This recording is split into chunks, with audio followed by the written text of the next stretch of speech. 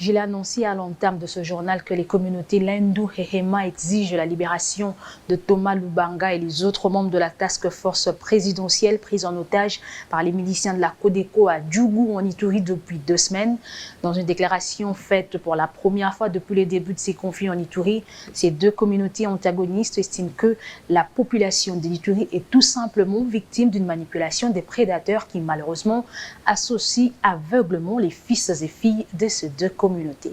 Nous, membres de deux communautés, Lendu et Hema, sommes réunis en assemblée générale extraordinaire.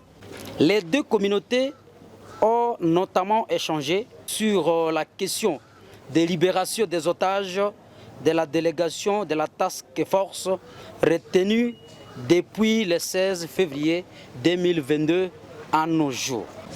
Les deux communautés ont condamné la prise en otage des membres de la task force, tous fils de l'Ituri, dont 3 Lendu et 3 Hema.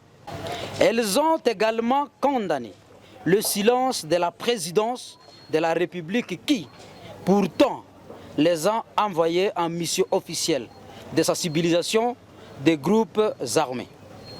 Aux miliciens de la Codeco de mesurer les conséquences de leurs actions sur les communautés précitées et sur le reste de la province et de prendre conscience que l'extérieur se moque de tous les Ituriens à cause de leur agissement.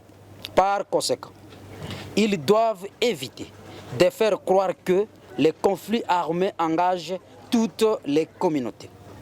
D'où les communautés Lendu et Hema leur demandent de libérer sans condition ces otages.